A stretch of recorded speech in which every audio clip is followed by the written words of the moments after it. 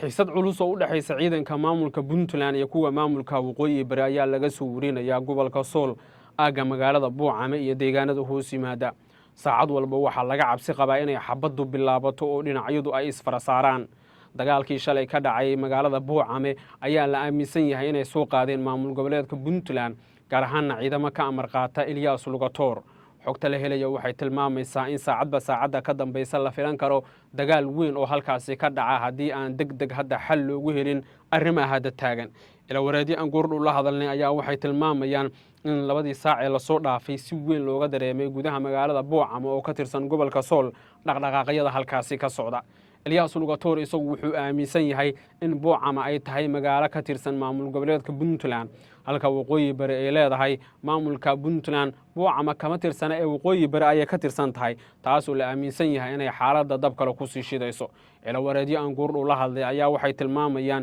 in 48 saac la soo dhaafay sidaas oo kale gurmadyo xoogan ay heleen dhinacyadu iyadoo laga cabsi qabo hadii aan si degdeg ah xal loogu helin arrimaha taagan inay xaaladda uga sii dari karaan xogta la helayo sidoo kale waxay tilmaamaysaa in magaalada Buucame ay ciidamo xoogan buux dhaafiyeen kuwaas oo la sheegay in ay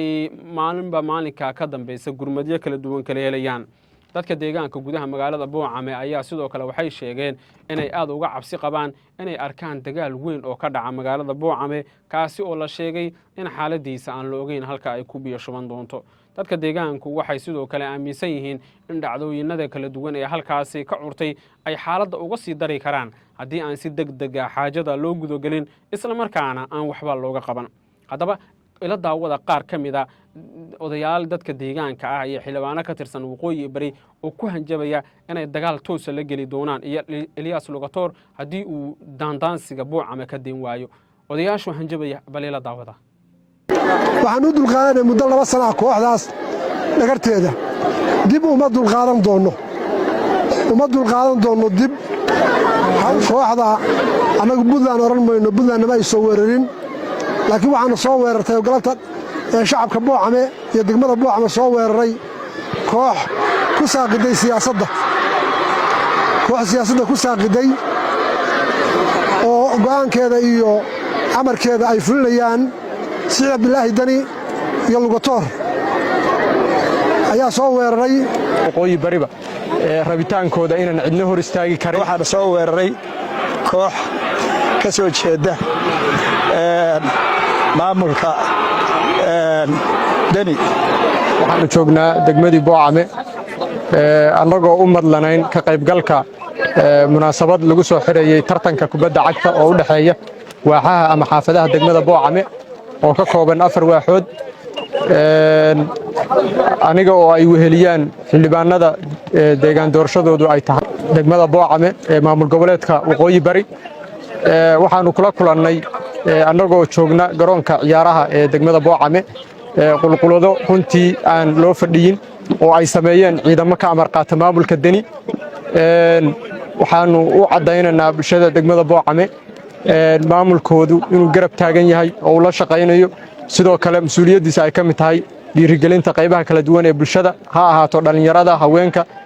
ururada bulshada